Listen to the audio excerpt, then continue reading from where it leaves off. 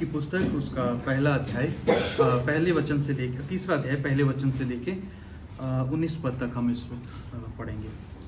ये परमेश्वर का वचन है और इस प्रकार से यहाँ पे लिखा हुआ है। चुनित की रीत पर हबक्कुक नबी की प्रार्थना। हे यहोवा, मैं तेरी कीर्ति सुनकर डर गया। हे यहोवा, वर्तमान युग में अपने काम को पूरा कर। इसी युग में तू उसको प्रकट कर। क्रोध करते हुए भी दया करना स्मरण कर। ईश्वर तेमान से आया, पवित्र ईश्वर प्राण पर्वत से आ रहा है।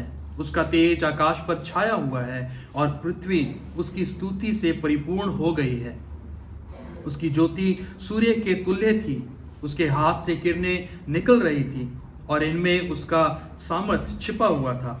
उसके आगे आगे मरी फैलती गई और उसके पांव से महाजवर निकलता गया। वह खड़ा होकर पृथ्वी को नाप रहा था। उसने देखा और जाति जाति के लोग घबरा गए। तब सनातन पर्वत चकनाचूर हो गया और सनातन की पहाड़ियां झुक गई। उसकी गति अनंत काल से की एक सी है। मुझे कुशान के तंबू में रहने वाले दुख से दबे दिखाई पड़े और मिदान देश के डेरे डगमगा गए। हे यहोवा, क्या तू नदियों पर रिसाया था?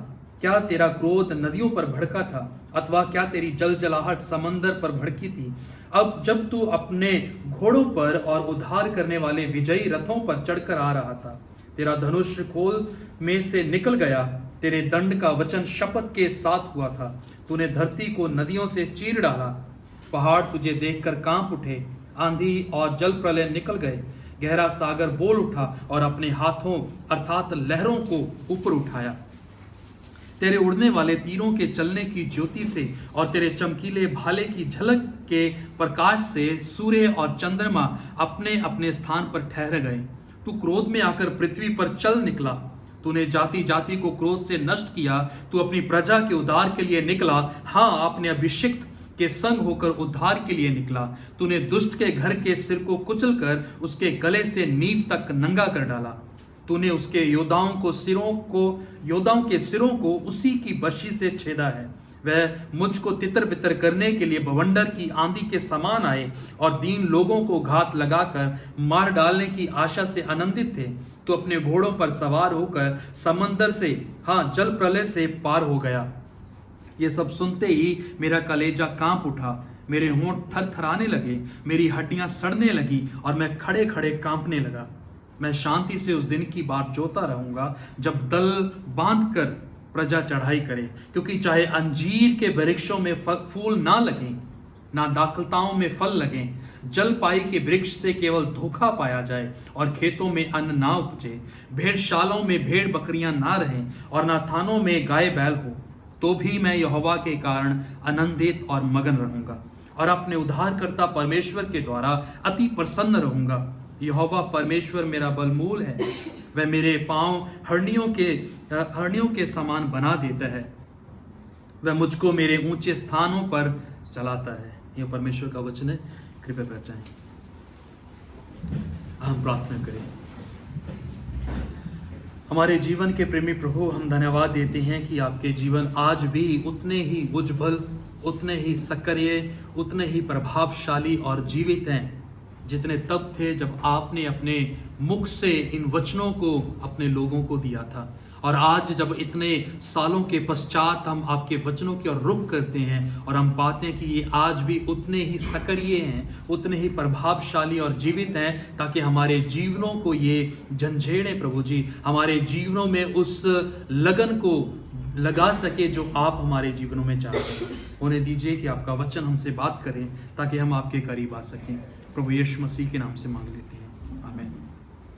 हबक्कुक की पुस्तक हम देख रहे हैं, तीसरा अध्याय, उसका 1 पद से लेके 19 पद तक। लेकिन पिछले 2 अध्यायों में जो हमने देखा था उसको मैं थोड़ा रिकैप करना चाहता हूँ, संक्षिप्त रूप में बताना चाहता हूँ, ताकि एक कड़ी जो है उसको बनाया जा सके। पहले अध्याय में हम इस सवाल के साथ जूझ रहे थे, हबक्कुक के साथ, जो उसने शुरुआत में ही परमेश्वर के सामने रखा था, जो अमूमन हम भी अपने जीवनों में, अपने जीवन के अलग अलग पड़ावों में, समयों में परमेश्वर के सामने, अपने आप के सामने, जो लोग हमारे सामने हमारे साथ जुड़े हुए हैं उनके साथ रखते रहते हैं। और वो सवाल था, क्यों सारा कुछ मेरे जीवन में इस प्रकार से घट रहा है। हबक्कूक का भी यही सवाल था जो अमूमन हम अपने आप से पूछते हैं।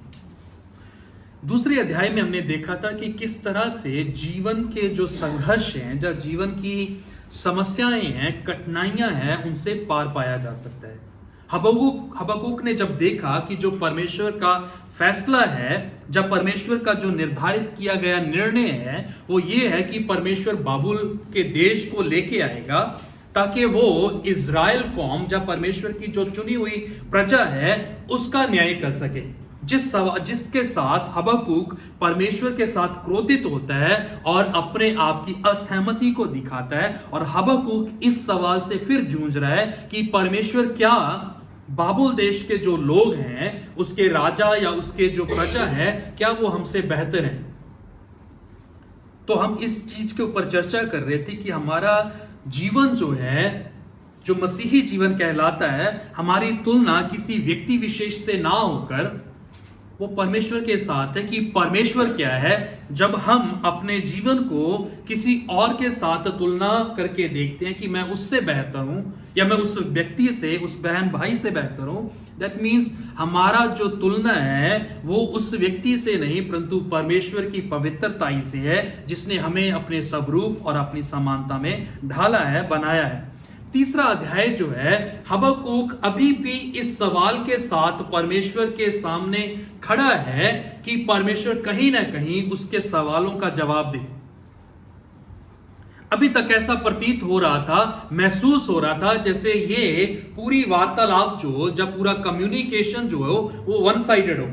एक तरफ से हबक्कूक जो है अपनी बातों को कह रहा है और दूसरी तरफ मानो ऐसा है कि जैसे चुप्पी साध ली हो और परमेश्वर की तरफ से किसी भी तरह का वक्तव्य, किसी भी तरह का वाक्य जो है वो नहीं बोला जाता। और अंततः हबक्कूक दूसरे अध्याय में इस बात को कहता है, जो पहले पद में है, वो कहता है कि मैं अपने पहरे पर खड़ा रहूंगा और गुम्मट पर चढ़कर ठहरा रहूंगा और ताकता रहूंगा कि मुझसे वह क्या कहेगा, मैं अपने दिए हुए उल्हाने के विषय क्या उत्तर दूं। फिर यहोवा दूसरे पद में उसे कहता है, यहोवा ने मुझसे कहा, दर्शन की बातें लिख दे, वरन पट्टियों पर साफ साफ लिख दे कि दौड़ते हुए भी वे सहज से पढ़ी जाएं। यानी कि जो परमेश्वर का न्याय यहूदा पे ऊपर, जो परमेश्वर के चुने हुआ वंश है, उसके ऊपर जब आने पे है, तो परमेश्वर इन बातों को स्पष्ट रूप से बताना चाहता है कि अभी परमेश्वर जो है वो क्या करने पे है। लेकिन यहां पे जब हम एक पद में पढ़ते हैं जहां पे हबक्कूक कहता है कि मैं खड़ा रहूंगा, मैं ठहरा रहूंगा और मैं ताकता रहूंगा, तीन चीजें कहता है परमेश्वर के विषय में। यहां पे अगर थोड़ा देर हम रुक जाएं और उसके बाद तीसरा अध्याय उसके 16 पद को जब हम पढ़ें, उसके हम 18 पद को पढ़ें और 19 पद को पढ़ें, वहां पे हम पाएंगे कि एकदम से जो है हबक्कूक का जो दृष्टि है या उसका जो दृष्टिकोण है या उसका नजरिया जो है वो किस तरह से तब्दील हो जाता है, कैसे बदल जाता है। वो 17 पद में कहता है, क्योंकि चाहे अंजीर के वृक्षों में फूल ना लगे और ना दाखलताओं में फल लगे, जलपाई के वृक्ष से केवल धोखा पाया जाए और खेतों में अन्न ना उपजे, तो भी वो कहता है मैं परमेश्वर के कारण 18 पद में आनंदित और मगन रहूंगा और अपने उद्धारकर्ता परमेश्वर के द्वारा अति प्रसन्न रहूंगा। हबक्कूक निराशा में था, एक ऐसे मुकाम पर था जहां से वो सवालों में ग्रस्त हो चुका था या सवालों के एक बड़े जाल में फंसा हुआ था, और अंततः जब इस पुस्तक का अंत होता है तो वो इस मुकाम पर खड़ा है कि मैं परमेश्वर के साथ या परमेश्वर के कारण आनंदित होऊंगा। तो हम जिस बात के ऊपर चर्चा करेंगे इन सारे विषयों के दरमियान वो ये है कि आखिर हबक्कूक के जीवन में क्या ऐसी घटना घटी जहां से वो निराशा से उठकर एक पल में वो आशा रखने लगा परमेश्वर में और परमेश्वर में विश्वास करने पाया, और परमेश्वर को ना सिर्फ वो सवालों के घेरे में खड़ा कर रहा था परंतु अभी परमेश्वर के कारण वो मगन हो रहे हैं, परमेश्वर के कारण वो आनंदित हो रहे हैं। तो इस पूरे अध्याय को मैं इस टाइटल के अंतर्गत देखना चाहूंगा, when life is hard to live. जब जीवन जो है मुश्किल हो जाता है उसको बसर करना, उसको जीना। जब जीवन अपने आप के ऊपर हमें बोझ लगने लग जाता है कि why not finish the finish our life, कि क्यों हमारे जीवन को जो है वो खत्म ना कर लिया जाए। When life is too hard to live, जब जीवन जो है बहुत मुश्किल हो जाए उसको बसर करना, उसको जीना, जब उसमें बने रहना। और हबक्कूक जो है कहीं ना कहीं इन्हीं परिस्थितियों में अटका हुआ है, इन्हीं सवालों से वो ग्रस्त है, जहां पे उसे अपनी समस्या का समाधान जो है या सॉल्यूशन जो है वो नहीं मिल पा रहा। हम अक्सर जब हम मसीही जीवन को देखते हैं तो हम विश्वास में बने रहने की बात करते हैं कि कोई बात नहीं, सब कुछ सही हो जाएगा, परमेश्वर पे विश्वास रखो, धैर्य के साथ प्रार्थना करते रहो, अंततः परमेश्वर सब कुछ सही कर देगा। लेकिन एक मनुष्य होने के नाते हमारे सामने जो सवाल रहता है कि वो अंत कितना दूर है, कितनी कितनी दूर तक या कितनी देर तक मैं विश्वास में बना रहूं, जबकि मेरे विश्वास को किसी तरह का प्रतिफल जो है या किसी भी तरह का फल जो है वो नहीं मिल रहा। मैं कब तक परमेश्वर के साथ धैर्यवंत होके प्रार्थना में लवलीन रहूं, उपवास में बना रहूं, ताकि परमेश्वर मेरी प्रार्थना को सुन लेगा। वो जो देर है या वो दूरी जो है वो अपने आप में एक मसीही जीवन में बहुत सारे सवालों को खड़ा करती है, जो हमें सोचने पे मजबूर कर देती है कि क्या परमेश्वर वास्तव में मेरी चिंता करता है, क्या वास्तव में परमेश्वर मेरे जीवन के बारे में सोचता विचारता है, क्या वास्तव में परमेश्वर मेरे बारे में कुछ ऐसे मंसूबों को, कुछ ऐसी योजनाओं को, ऐसी इच्छाओं को रखता है जो कहीं ना कहीं मेरे जीवन में किसी प्रकार की खुशी को या किसी प्रकार के आनंद को ले आए। When life is hard to live, तब क्या करें? जब जीवन जो है हमारे ऊपर एक बोझ बन जाए तब क्या करें? और हबक्कूक 3 अध्याय में हमें उन बातों को सिखाता है जो हमें करनी चाहिए एक विश्वासी के रूप में, या वो व्यक्ति भी जो प्रभु में अभी नहीं है, जिसने मसीह को अभी जाना ही नहीं है, वो किस प्रकार से संसार में रहते हुए अपने जीवन को देखता है। कैसे हबक्कूक के विचारों में एक अलग तरह का नयापन आ गया, कैसे उसके जीवन में एक नयापन आ गया, जब तब्दीली आ गई, उसको हम इस समय में देखेंगे। अभी तक वो सवाल कर रहा था परमेश्वर को, और दूसरे अध्याय में अगर आप देखेंगे 6 पद से लेके 20 पद तक आप देखेंगे कि वो परमेश्वर जो है, परमेश्वर अपने न्याय को बोलता है। अगर आप इसमें 9 पद को देखें तो परमेश्वर हाय उस पर जो अपने घर के लिए अन्याय के लाभ का लोभी है। उसके बाद 12 पद में हाय उस पर जो हत्या करके नगर को बनाता और कुटिलता करके गढ़ को दृढ़ करता है। 15 पद हाय उस पर जो अपने पड़ोसी को मदिरा पिलाता और उसमें विष मिलाकर उसको मतवाला कर देता है, उसको नंगा देखे। फिर उसके बाद 18 पद में आए खुदी हुई मूर्त में क्या लाभ देखकर बनाने वाले ने उसे खोदा है। फिर झूठ सिखाने वाली ढली हुई मूर्त में क्या लाभ देखकर ढालने वाले ने उस पर इतना भरोसा रखा कि ना बोलने वाली और निकम्मी मूर्त बनाए। सारी चीजें दूसरे अध्याय में इस नींव को बना देती है, जहां पे हबक्कूक का परमेश्वर के साथ जो इनकाउंटर है उस समय में बदल जाता है। 20 पद देखे जहां से पूरी कहानी जो है चेंज होती है। 20 पद में लिखा परंतु यहोवा अपने पवित्र मंदिर में है, समस्त पृथ्वी उसके सामने शांत रहे।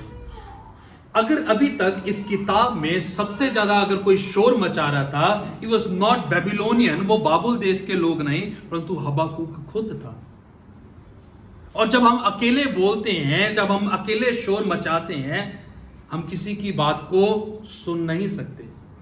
और हबक्कूक अपने आप को उस मुकाम पर खड़ा हुआ पा रहा है जहां पे वो सिर्फ अपनी आवाजों को सुन रहा है। And what happens to him, क्या उसके साथ घटता है, वो ये है कि जब वो अकेला बोल रहा है तो वो अकेली आवाजें जो उसकी सुनाई दे रही है उसके कानों को, वही उसके जीवन को निर्धारित कर रही हैं।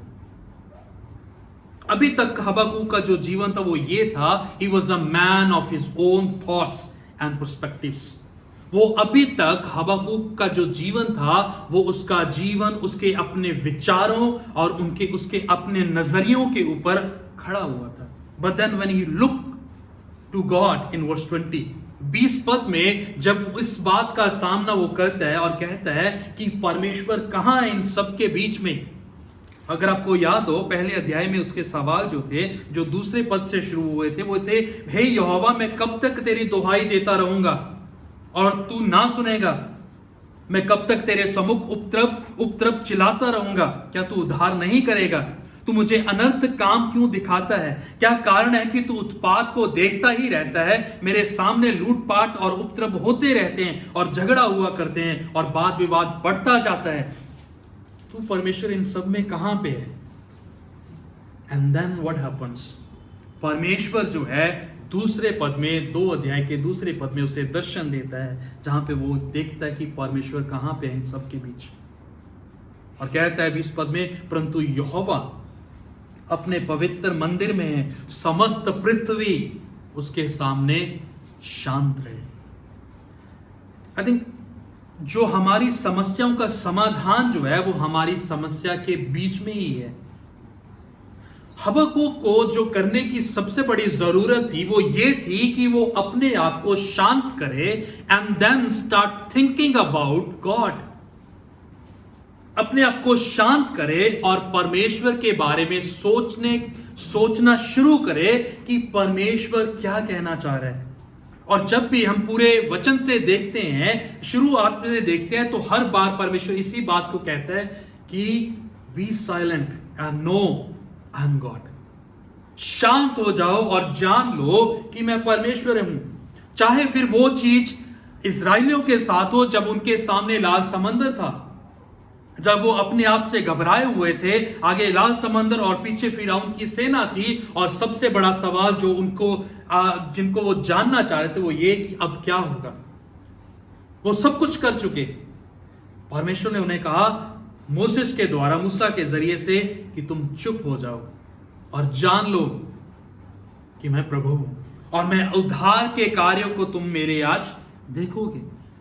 वचन संहिता 46 का 10-20 बात को कहता है कि तुम शांत हो जाओ और जान लो कि मैं परमेश्वर हूं, मैं जातियों में महान हूं। और आज यहां पे हबक्कूक की पुस्तक में अगर हबक्कूक को कुछ करने की जरूरत है तो वो ये है कि वो शांत हो जाए and then ask question, God where are you? And then he will find answer from the Lord. तब वो परमेश्वर से उस प्रत्युत्तर को पाएगा। और परमेश्वर कहता है कि परमेश्वर अपने मंदिर में है। ये कौन सी प्रतिज्ञा को बता रहा था? ये उस बात को दिखा रहा था जो वायदा परमेश्वर ने दाऊद के साथ किया था, जो वायदे को परमेश्वर ने सुलेमान के जीवन में पूरा किया जब परमेश्वर के मंदिर को बनाया गया था, जिसकी खिड़कियां चारों दिशा में खुली हुई थी। और परमेश्वर ने इस बात को कहा था कि मेरी महिमा का तेज जो है वो उस मंदिर में बना रहेगा, मेरी उपस्थिति जो है उस मंदिर में होगी। यशायाह नबी ने 6 अध्याय में परमेश्वर को मंदिर में ही देखा था, जब सिंहासन पर विराजमान था, जब उरिया राजा की मृत्यु हो गई और यशायाह को लगा कि परमेश्वर जो सिंहासन है वो खाली पड़ा है। लेकिन जब स्वर्ग दूतों को देखा तो उसी सिंहासन पर उसे परमेश्वर नजर पड़ा। आज हमें जो जरूरत है, when life is hard to live, है ना, जब हम देखते हैं कि जीवन जो है जीना मुश्किल हो रहा है, तो हमें इस बात को जांचने की जरूरत है कि परमेश्वर कहां पे है। Where is the Lord? And the answer is परमेश्वर जो है मंदिर में है। मंदिर क्या है? कौन है मंदिर? कौन से मंदिर में परमेश्वर है? And to answer that question, उस सवाल का जवाब पाने के लिए पौलुस इस बात को कहता है कि तुम परमेश्वर का मंदिर में हो और परमेश्वर तुम में वास करता है। और अगर परमेश्वर मेरे में वास करता है, I think he is with me then, तो फिर इसका मतलब यह है कि परमेश्वर जो है वो मेरे साथ खड़ा हुआ है। और जब परमेश्वर मेरे साथ है, व्हाट विल हैपन देन? तो क्या होगा? मेरा चीजों को देखने का जो नजरिया है, चीजों को आंकने का जो तरीका है, वो अपने आप बदलता चला जाएगा। But the problem with us is that our heart और आवर टेम्पल इज एम्प्टी। जो समस्या हमारे साथ है वो ये है कि हमारा मंदिर जो है वो खाली है। हमारा मंदिर जो है वहां पे परमेश्वर नहीं पाया जाता, परंतु कुछ और पाया जाता है, जिसकी वजह से हमें इस चीज को लग रहा है कि the life is really hard to live. जिसकी वजह से हमें यह लगता है कि जीवन जो है वास्तव में कठिन है, इसे जीना जो है बहुत मुश्किल है। आगे चलते हैं। जब परमेश्वर को हबक्कूक ने देखा कि वो मंदिर में है और परमेश्वर की तरफ से उसे वचन पहुंचाया गया कि वो समस्त पृथ्वी जो है, यानी कि पूरी पृथ्वी जो है, उसमें बसे हर एक प्राणी जो है परमेश्वर के सामने शांत रहे, तो उसका प्रत्युत्तर क्या होता है? हबक्कूक का दूसरे पद में 3 अध्याय के लिखा, हे यहोवा मैं तेरी कीर्ति सुनकर डर गया, हे यहोवा वर्तमान युग में अपने काम को पूरा कर, इसी युग में तू उसको प्रकट कर, क्रोध करते हुए भी दया करना स्मरण कर। ईश्वर तेमान से आया, पवित्र ईश्वर प्राण पर्वत से आ रहा है। क्या हुआ हबक्कूक के साथ? अभी तक हबक्कूक जो है, अक्सर होता है ना, जब हम अपनी बात को कहना चाहते हैं, अगर कल्पना करें, अगर हम मीटिंग में बैठे हुए हैं और हमारी बात नहीं सुनी जा रही, तो हम क्या करते हैं? हम टेबल के ऊपर हाथ मारने लग जाते ताकि हम पर ध्यान दिया जाए। एक छोटे बच्चे भी ऐसे करते, जब उसको नहीं देखा जाएगा तो वो कुछ ऐसा करेंगे कि अचानक से हमारा ध्यान जो है उस पर चला जाएगा। हबक्कूक अभी तक इस पुस्तक में यही कुछ कर रहा था। वो दिखाना चाह रहा था कि परमेश्वर, तू जो कर रहा है वो गलत है। He was the only one who is speaking. Habakkuk ही एकमात्र व्यक्ति अभी तक था जो बोल रहा था, टेबल को जोर जोर से पीट रहा था बताने के लिए कि आई एम देयर। लेकिन जैसे ही उसने परमेश्वर को देखा, क्या बोला उसने? कि ये यहोवा मैं तेरी कीर्ति सुनकर डर गया। अजीब सा लग रहा है ये सुनकर हबक्कूक के जुबान से, क्योंकि अभी तक हबक्कूक जो है परमेश्वर को चुनौती दे रहा था, परमेश्वर के सामने खड़ा था, परमेश्वर का सामना कर रहा था और परमेश्वर को अपने हिसाब से चलाना चाह रहा था। But then when he truly knew God in his presence in his temple, जब उसने परमेश्वर को उसकी वास्तविक उपस्थिति में जाना, उसके मंदिर में जाना, तो क्या कहता है? परमेश्वर मैं तेरी कृति सुनकर डर गया, मैं तेरे कामों को जानकर डर गया।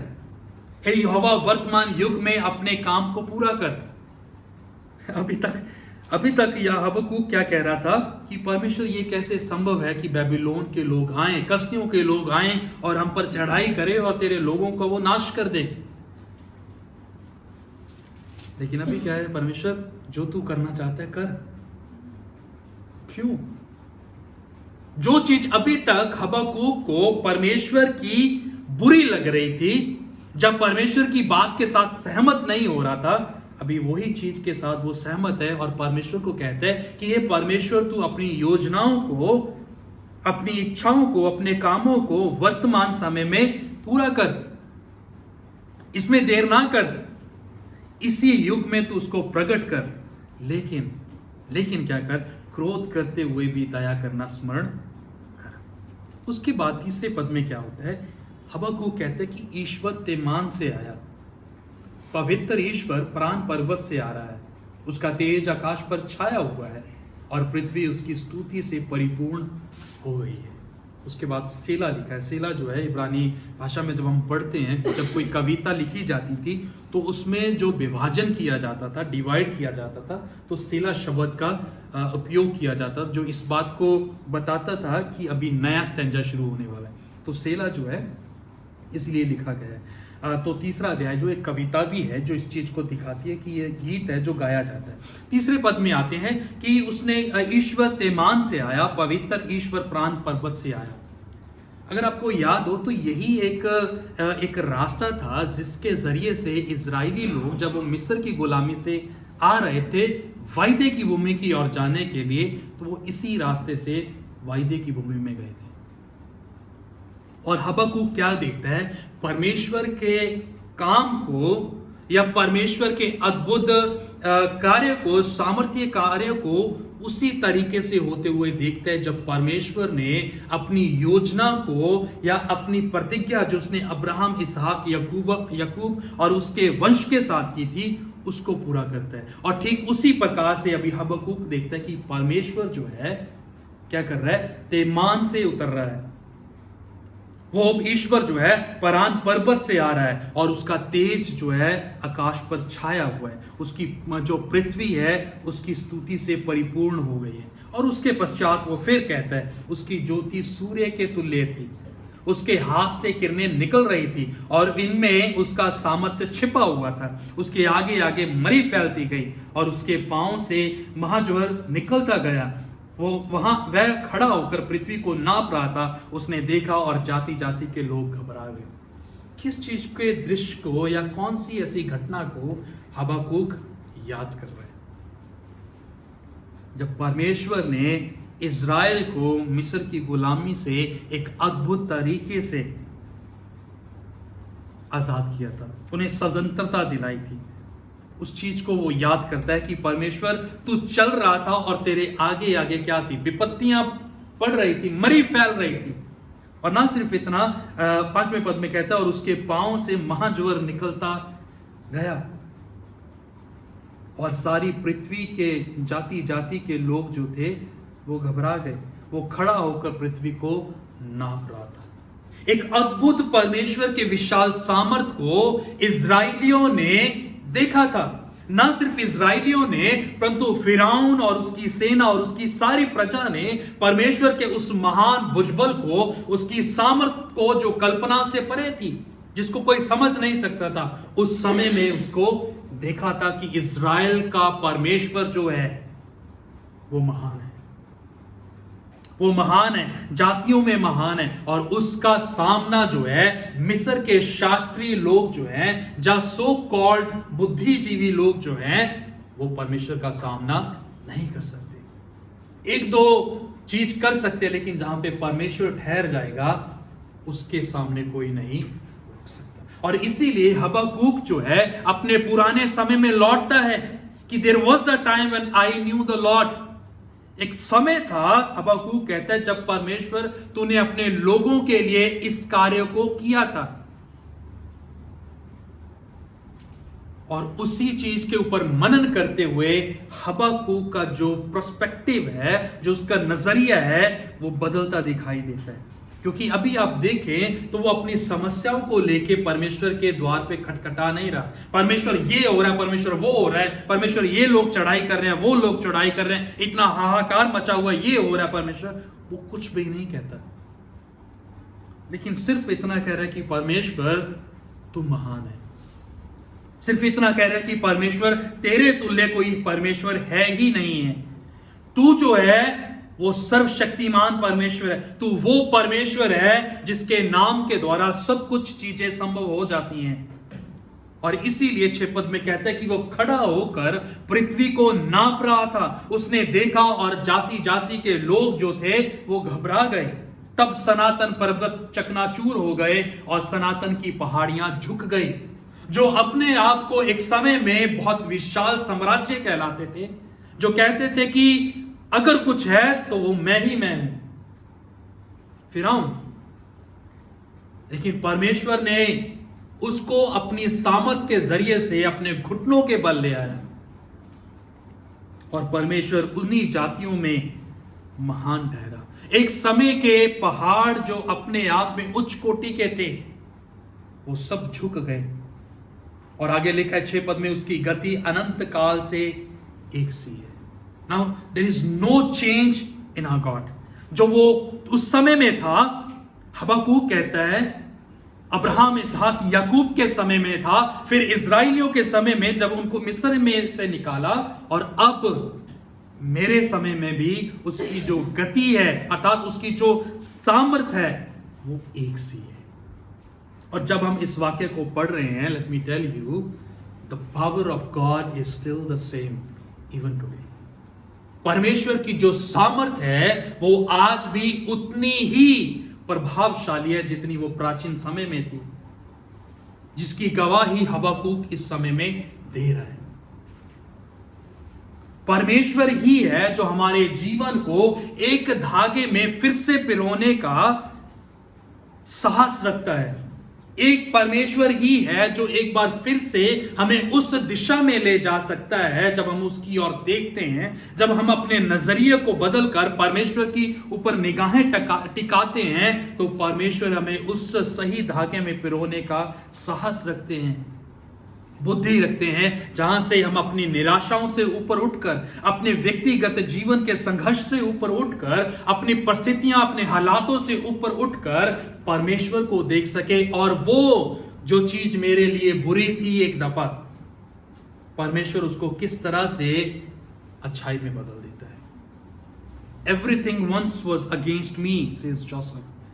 यूसुफ कहते कि एक समय था जब सब चीज मेरे विरुद्ध में थी, उत्पत्ति 50 अध्याय में, लेकिन परमेश्वर ने उस सारी बुराई को मेरी अच्छाई के लिए बदल दिया। और हबक्कूक कहता है कि परमेश्वर की गति अनंत काल से एक सी है। वो जो कल था वो आज है, और जो आज है वो कल और युग ना युग बना रहेगा। ना सिर्फ इतना, हबक्कूक का जो इनकाउंटर है परमेश्वर के साथ, अब जब वो परमेश्वर से सवाल नहीं कर रहा, परंतु परमेश्वर को देख रहा है, व्हाट हु ही इज, वो देख रहा है कि वास्तव में परमेश्वर है कौन। आगे वो कहते हैं 7 पद में, मुझे कुशान के तंबू में रहने वाले दुख से दबे दिखाई पड़े और मिदान देश के डेरे डगमगा गए। हे यहोवा, क्या तू नदियों पर रिसाया था? क्या तेरा क्रोध नदियों पर भड़का था? अथवा क्या तेरी जल जलाहट समंदर पर भड़की थी? जब तू अपने घोड़ों पर और उद्धार करने वाले विजयी रथों पर चढ़कर आ रहा था, तेरा धनुष खोल में से निकल गया, तेरे दंड का वचन शपथ के साथ हुआ था। वो हबक्कूक जो वास्तव में कर रहा है, वो इतिहास में जाके अपने पिछले समय को देख रहा है। एंड बीइंग अ क्रिश्चियन, मैं सोचता हूं मसीह होने के नाते हमारे लिए इस बात को जानना बहुत जरूरी है, what the Lord has done for me, कि परमेश्वर ने मेरे लिए पिछले समय में क्या किया था। And when we start meditating upon that, जब हम उसके ऊपर मनन करने लग जाते हैं, then that helps to generate faith in us. वो हमारी सहायता करता है ताकि हमारे जीवन में वो विश्वास जो उस समय में था आज उत्पन्न हो सके। और इसमें सबसे जो खूबसूरत चीज है अभी तक के लिए, वो ये है कि हबक्कूक की परिस्थितियां वैसे की वैसी हैं। हबक्कूक जिस हालात में पहले और दूसरे अध्याय में खड़ा था, आज भी वहीं पे खड़ा है। परमेश्वर ने उस समस्या का समाधान उसका नहीं किया, उसका सल्यूशन नहीं दे दिया, या ये नहीं कह दिया कि हबक्कूक तूने मेरी प्रशंसा की, मैं खुश हुआ, और अब मैं चाहता हूं कि बेबीलोन जो है वो यहूदा के ऊपर आक्रमण ना करे। परमेश्वर की तरफ से ऐसा वचन जो है 3 अध्याय में नहीं आता। But then what happens to Habakkuk? Habakkuk के साथ क्या होता है? परमेश्वर उसकी समस्याओं का समाधान उसे नहीं देता, but then he helps Habakkuk to have a new perspective of what was happening around him. परमेश्वर उसकी सहायता करता है एक नया नजरिया पाने के लिए, ताकि जो कुछ उसके इर्द गिर्द घट रहा था उसको वो परमेश्वर की नजर से देख सके। और जब परमेश्वर की नजर से देखने लगा तो 7 पद में एक पहले और दूसरे अध्याय में जो अभी तक उसको विशाल लग रहा था बाबुल का देश, उसके बारे में कहते हैं कि वो सब मुझे दुख के तले दबे दिखाई पड़े, मैदान देश के डेरे डगमगा गए। और आगे कहता है कि ये परमेश्वर, तेरा क्रोध जो था नदियों पर भड़का था, और अथवा क्या तेरी जल जलाहट समंदर पर भड़की थी, जब तू अपने घोड़ों पर उद्धार करने वाले विजयी रथों पर चढ़कर आ रहा था। तेरा धनुष खोल में से निकल गया, तेरा दंड का वचन शपथ के साथ हुआ था। तूने धरती को नदियों से चीर डाला था। कब हुआ था ये सब? नूह के समय में, जब परमेश्वर का क्रोध पूरी मानव जाति के ऊपर भड़का। जब 6 अध्याय उत्पत्ति की पुस्तक में लिखा है कि तब मनुष्य का पाप परमेश्वर के ऊपर, या परमेश्वर की तरफ दस्तक दिया। परमेश्वर ने उसको देखा और कहा कि मैं पछताता हूं कि मैंने मनुष्य को बनाया। और उसके बाद हम देखते हैं कि किस तरह से परमेश्वर जो है न्याय करने के लिए जल प्रलय को भेजता है, और कैसे पूरी पृथ्वी का सर्वनाश कर देता है, और कुछ लोगों को वो बचा लेता है। और इस प्रतिज्ञा के तहत बचाता है, नूह से कहता है कि अब मैं पानी के साथ कभी भी पृथ्वी का अंत जो है नहीं करूंगा। तेरे और मेरे बीच में ये रेनबो जो आकाश में है, धनुष जो है वो दिखाई देगा, जो इस बात को कहेगा कि मैं अपनी वाचा के ऊपर बना रहूंगा। और उसी बात को यहां पे लिखा हुआ है 9 पद में, तेरा धनुष खोल में से निकल गया, तेरा दंड का वचन शपथ के साथ हुआ था, तूने धरती को नदियों में से चीर डाला। पानी के साथ परमेश्वर ने इस चीज को किया था, और इसी चीज को परमेश्वर ने जब इजराइलियों को मिस्र की गुलामी से निकाला था, तो धरती को पानी से चीर दिया था। लाल समंदर में उनको रास्ता दिया ताकि वो उस प्रतिज्ञा के तहत वायदे की भूमि में पहुंच सके। और ना सिर्फ इतना, 7-10 पद कहता है, पहाड़ तुझे देखकर कांप उठे, आंधी और जल प्रलय निकल गए, गहरा सागर बोल उठा और अपने हाथों अर्थात लहरों को ऊपर उठाया। तेरे उड़ने वाले तीरों के चलने की ज्योति से और तेरे चमकीले भाले की झलक के प्रकाश से सूर्य और चंद्रमा अपने अपने स्थान पर ठहर गए। तू क्रोध से आकर पृथ्वी पर चल निकला, तूने जाति जाति को क्रोध से नष्ट किया। अलग ही तरह का एक हबक्कूक जो है 3 अध्याय में है। हबक्कूक का जीवन इस बात को दिखाता है, the Lord can be worshipped even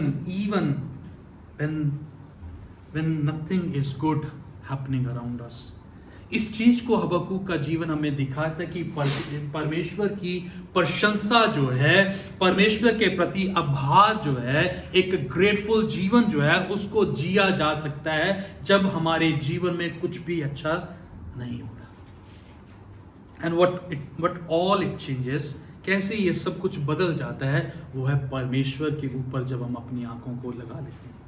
ठीक उसी प्रकार से जैसे भजनकार 121 में कहता है कि हे परमेश्वर, मैं अपनी आंखों को पर्वतों की ओर उठाऊंगा, मेरी सहायता कहां से आएगी? मेरी सहायता उस परमेश्वर से आएगी जिसने जमीन और आसमान को बनाया है। सहायता में ये कहीं पे भी नहीं आया कि परमेश्वर हमारी समस्याओं को सुलझा देगा।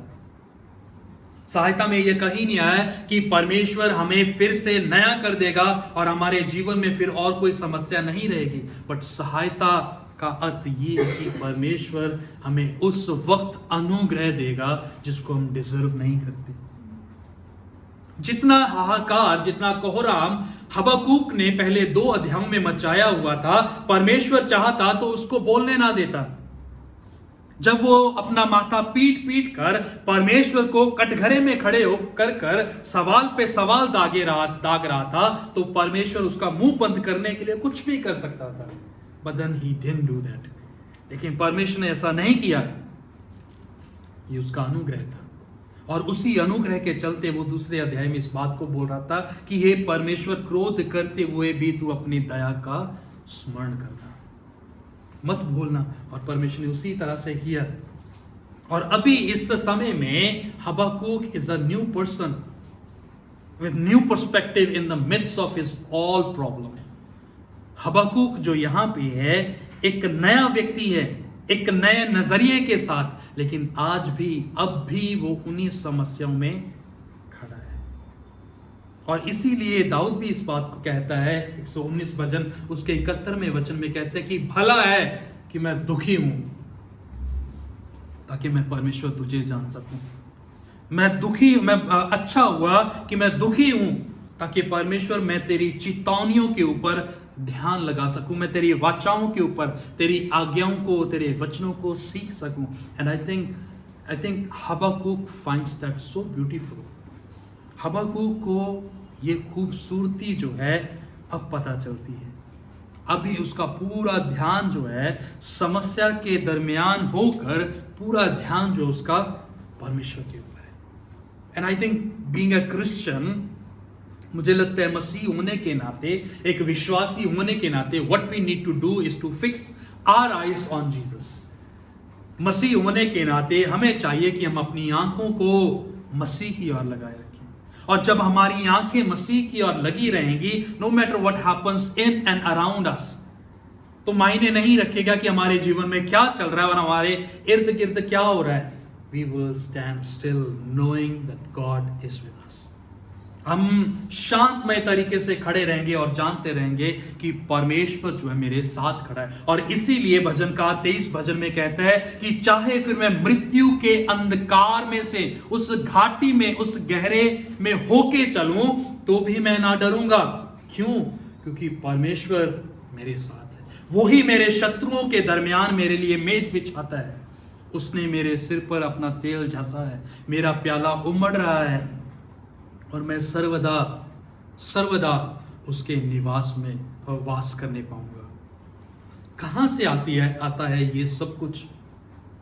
और भजन जो है, जबूर जो है वचन में, इस चीज का प्रतीक है।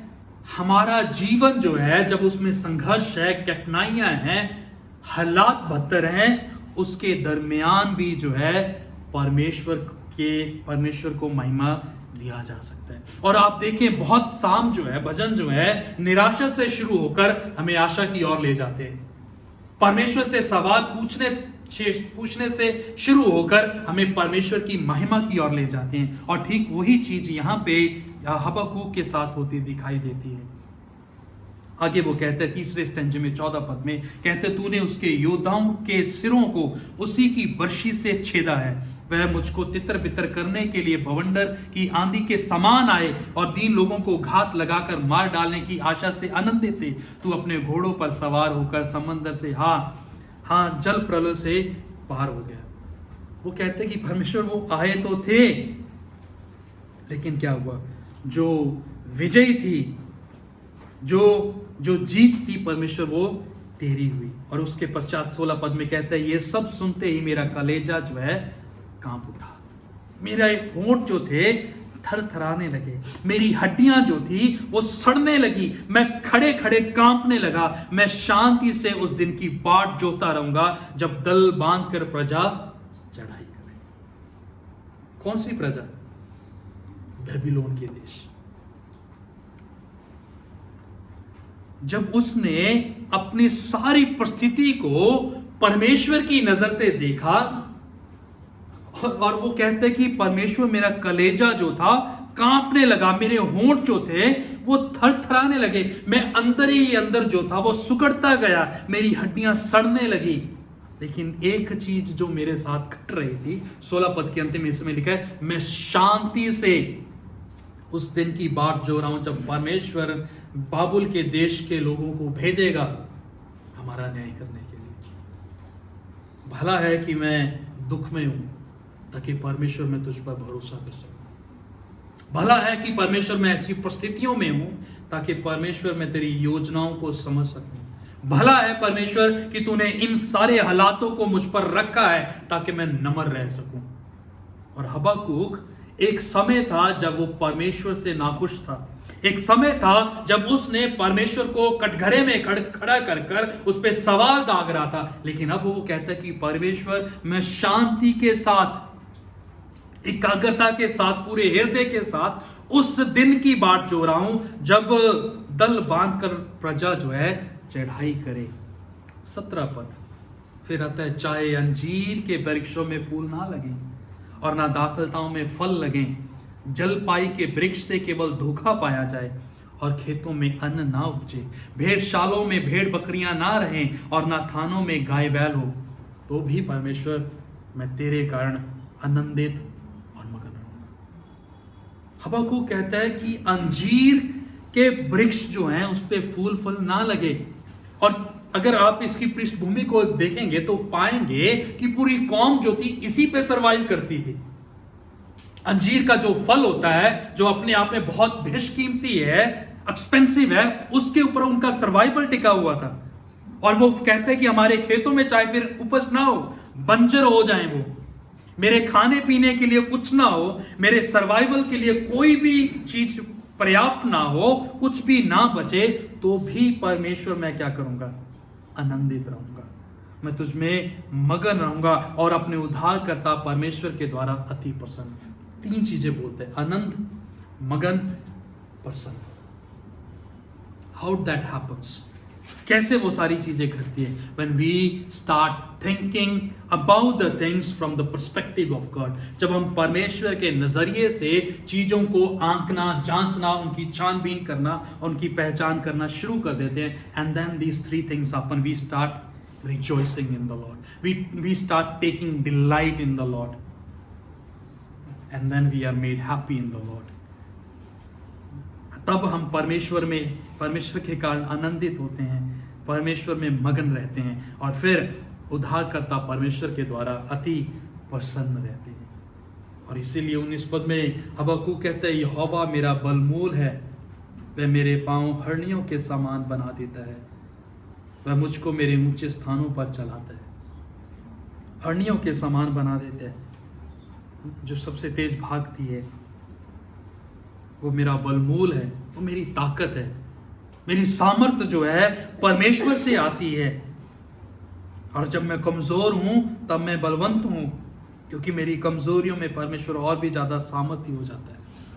और इस चीज को मैं सोचता हूं हमें समझने की जरूरत है एक मसीह होने के नाते, कि हमारा जीवन जो है उसमें कठिनाइयां हैं, संघर्ष हैं, उसमें बहुत सारे सवाल ऐसे हैं जो आज भी अनसुलझे हुए हैं, जिसको सुलझाया नहीं जा सकता। But then in midst of that, उसके दरमियान परमेश्वर इस बात को कहते हैं कि उन सबके दरमियान भी परमेश्वर जो है हमें आनंदित, हमें मगन और हमें प्रसन्न कर सकता है।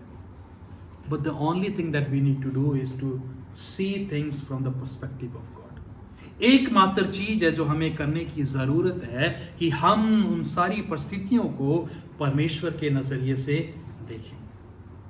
मुझे नहीं पता कि आप किस तरह के समय से निकल रहे हैं, कौन सी चीज को आप फेस कर रहे हैं अपने जीवन में, अपने पारिवारिक जीवन में, अपने व्यक्तिगत जीवन में। But then I can assure you, मैं इस बात को यकीन के साथ कह सकता हूं, when we see God, when we look to God, जब हम परमेश्वर की ओर देखते हैं, we will not be disappointed.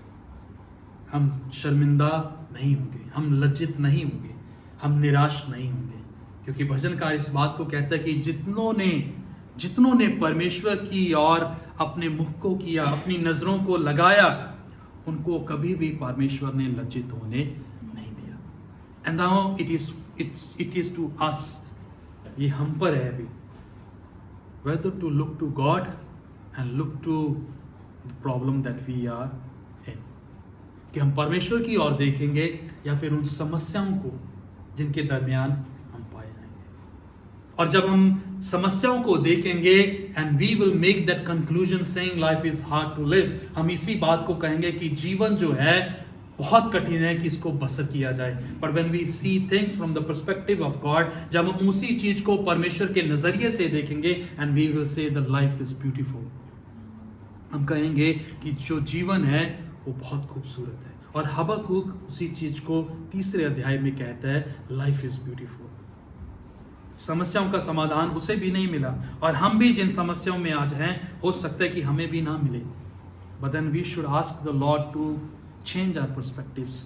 हमें परमेश्वर से ये प्रार्थना करनी चाहिए कि परमेश्वर हमारे नज़रिए को बदले, परमेश्वर हमारे देखने के नज़रिए को बदले, ताकि हम परमेश्वर की नज़रों से इस संसार को, अपने जीवन को, अपने हालातों को देख सके, ताकि हम भी हबक्कूक की नाई इस बात को कह सके कि चाहे अंजीर के वृक्षों में फूल ना लगें, ना दाखलताओं में फल लगें, जलपाई के वृक्ष से केवल धोखा पाया जाए, और खेतों में अन्न ना उपजे, भेड़शालों में भेड़ बकरियां ना रहें, और ना थानों में गाय बैल हो, तो भी मैं यहोवा तेरे कारण आनंदित और मगन रहूंगा, और अपने उद्धारकर्ता परमेश्वर के द्वारा अति प्रसन्न हूँ। यह हबक्कूक का विश्वास था, जो परमेश्वर ने उसके जीवन में जनरेट किया, जब उसने अपनी समस्याओं से हटकर परमेश्वर की ओर देखना शुरू किया। और यही चीज हमारे लिए भी हो सकती है, जब हम परमेश्वर को कहेंगे कि परमेश्वर मैं तेरे कारण आनंदित और मगन रहूंगा, मैं अपने उद्धारकर्ता यहोवा परमेश्वर के द्वारा अति प्रसन्न रहूंगा। हम प्रार्थना करें। प्रभु, ये सत्य है कि हम एक ऐसे समय काल में हैं जो अपने आप में हमें डराता है, अपने आप में हमें भयभीत करता है, और अपने आप में हमें उस मुकाम पे ले जाते हैं जहाँ पे प्रभु हम अपने होने के ऊपर सवाल खड़े करते हैं। लेकिन इसके साथ साथ ये भी सच है प्रभु कि आप अनंती परमेश्वर है, आप अनंत हैं, अल्फा और ओमेगा प्रभु आप ही हैं। चीज़ों की शुरुआत आप ही से हुई और चीज़ों का अंत भी आप ही से होगा। प्रभु आज जब हम आपके वचनों में पाए जाते हैं और जिस तरह की चेतावनी आपने हमें इस वक्त दी है प्रभु, होने दीजिए कि आप हमारी सहायता करें, ताकि प्रभु हम जीवन का जो आंकना है, जो इवैल्यूएशन है, जो एग्जामिनेशन है और जो उसको रिकग्निशन है प्रभु, वो सिर्फ और सिर्फ आपके नज़रिए से हम करने वाले हो सके। प्रभु फिर चाहे परिस्थितियाँ जैसे भी हों, हमारे हालात जैसे भी हों, हम इस बात को कह सके कि प्रभु ये जीवन आपका है और ये जीवन खूबसूरत है। प्रभु हमें बदल और हमें अपने लायक बना, ताकि हम प्रभु जी आपको महिमा दे सकें, आप में आनंदित हो सके, आप में मगन हो सके और आप में प्रसन्न रह सके। आपके नाम को आदर मिले प्रभु यीशु मसीह के नाम से।